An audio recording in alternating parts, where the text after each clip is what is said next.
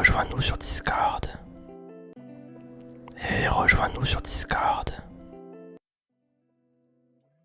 Eh bien salut à tous, j'espère que vous allez bien et aujourd'hui je vous fais cette petite vidéo parce que je vais vous parler d'une espèce que j'ai eu en cadeau. D'ailleurs merci à lui, c'est un ami qui me l'a donné et vous l'avez peut-être déjà reconnu, c'est une espèce qui est assez reconnue dans la Myrmeco puisqu'elle est réputée quand même simple de fondation et vraiment jolie, donc voilà, assez réputée, il y a pas mal de monde qui la possède et ce sont évidemment les Camponotus nicobarensis.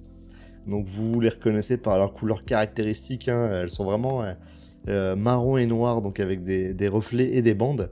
C'est la toute première fondation que j'ai, donc c'est comme je l'ai dit un ami à moi qui me l'a offert à la base, donc il m'avait donné uniquement la reine seule. Je n'avais pas fait de vidéo dessus puisque je n'en trouvais pas l'utilité, il y avait déjà énormément de vidéos sur YouTube. J'ai préféré donc attendre les premières ouvrières, histoire de voir si la reine était bien fécondée et si la fondation allait partir. Et comme on peut le voir, du coup, c'est plutôt bien engagé. On a quelques ouvrières qui sont venues au monde, et comme on peut le remarquer également, elles ont faim. Donc comme les autres Camponotus, je les nourris principalement de liquide sucré, et également d'insectes pour les larves. Donc voilà, rien de bien compliqué. Pour cette espèce-là, sachant qu'elle se développe quand même très rapidement. Donc voilà, faites attention si jamais vous venez en prendre. Je sais que pas mal de vendeurs vont vous les vendre en polygine, donc en 2, 3, 4 reines. Faites très attention, hein, parce que déjà avec une reine, ça va vraiment très très vite. Donc si vous doublez les reines, forcément vous doublez les problèmes. Donc voilà, faites attention avec ça et ayez surtout la place et le setup pour la suite, parce que ça reste un être vivant et on prend pas ça à la légère. Voilà, donc faites quand même attention et puis prenez en connaissance de cause, c'est une espèce vraiment très rapide de développement. Donc voilà, comme je le disais, donc celle-ci, donc c'est une espèce asiatique.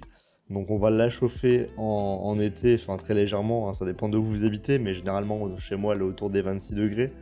Et l'hiver on lui fera une petite pause à température ambiante, aux alentours des 20 degrés, ça suffit amplement. Au niveau de la taille de cette espèce, donc elle est pas hyper grande.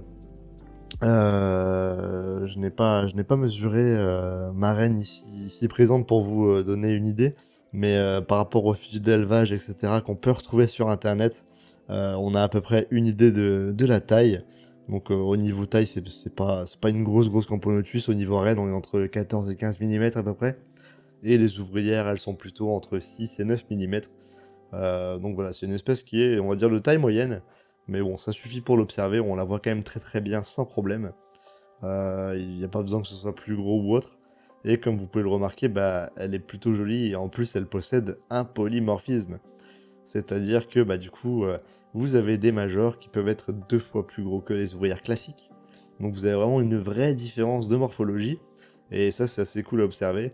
Donc cette Camponotus en fait partie. Au niveau du biotope, on la retrouve plutôt dans les forêts tropicales, hein, tropicales asiatiques, dans des zones très humides. Donc voilà, c'est une espèce qui se plaira très bien dans un nid très humide, hein, en béton cellulaire par exemple, ou en terrarium. Voilà, donc c'est quelque chose qui devrait lui aller sans problème. Au niveau de la taille de la colonie, il faut s'attendre à une grosse colonie, hein. On compte des colonies d'environ 30-40 000 ouvrières, donc c'est quand même énorme. En élevage, ça m'étonnerait fortement qu'on ait la place pour autant de monde. Voilà, donc comme je le disais, elle se développe très vite et en plus, ça fait des grosses colonies. Donc voilà, faire attention. Après, pourquoi pas commencer avec cette espèce-là et puis se faire la main dessus et puis la revendre lorsqu'elle devient trop imposante à quelqu'un qui saura la gérer. Pourquoi pas. Après, ça se vend très bien, c'est une espèce qui se vend pas très cher. Donc voilà, vous la trouvez un peu partout et ça se trouve assez facilement.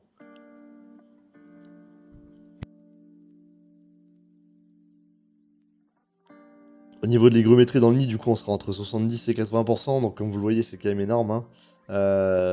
Attention à ne pas avoir de manque d'eau, que ce soit en humidité ou avec abreuvoir.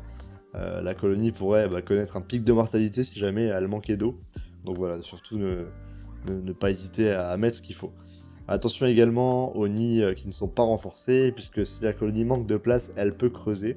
Donc voilà, faites attention aux supports dans lesquels vous les mettez. Voilà, après, il faut vraiment qu'elle soit blindée, remplie et qu'elle n'ait pas de place, hein. Mais voilà, c'est une possibilité. Donc c'est une espèce très intéressante pour moi, de grande taille, qui a de nombreuses qualités et ça comblera pas mal d'éleveurs, je pense. Si la colonie est maintenue en de bonnes conditions, vous pouvez rapidement voir apparaître des sexués également à peu près vers la 3e année. Donc voilà, c'est quand même très très rapide. Et au niveau de l'élevage, pour moi, c'est une espèce plutôt facile, grâce à un développement rapide et à son activité continue. Donc voilà, c'est une espèce entre guillemets facile, mais difficile également puisqu'il faudra anticiper cette démographie très importante. Voilà, après c'est une espèce qui quand même reste adaptable aux petites erreurs de débutants, on va dire. Elle va pas mourir comme ça et voilà, il faut vraiment y aller hein, pour ne pas réussir à faire fonder cette espèce-là, ou alors faut que la reine soit pas fécondée, mais généralement il n'y a aucun problème. C'est pour ça qu'elle a eu le titre de best-seller de l'exotique depuis de nombreuses années. Beaucoup de débutants se font la main sur cette espèce-là en exotique.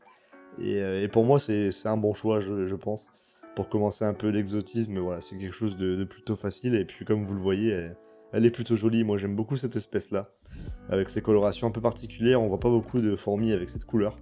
Donc voilà, faut en profiter, hein, sachant que les tarifs, comme je vous le dis, ne sont pas très élevés. Donc voilà, pourquoi pas craquer et puis tester ça par soi-même. Hein, ça vaut vraiment le coup.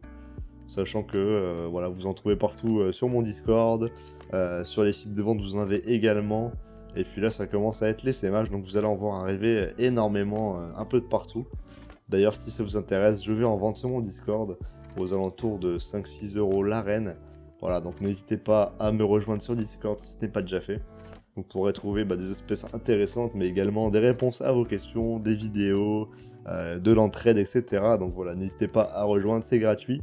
Et puis plus on est de monde et plus les connaissances s'agrandissent. Donc voilà, ça fait plaisir lorsque des gens rejoignent, c'est vraiment top. Restez bien à l'affût en parlant de la chaîne, puisque la semaine prochaine, donc mercredi prochain, donc la prochaine vidéo, ça sera le concours des 2000 abonnés. Voilà, donc on est déjà à ce palier énorme, donc il y aura pas mal de choses à gagner, restez bien à l'affût, et puis voilà, n'hésitez pas à participer, ça fera plaisir à ceux qui vont gagner, et moi ça me fait plaisir de faire gagner des petits lots, voilà, donc on verra ça mercredi prochain. Ça va être tout pour moi, je vais vous laisser là-dessus. Et puis on se revoit très vite dans d'autres vidéos sur la chaîne. N'oubliez pas le petit like et l'abonnement. Et salut à tous!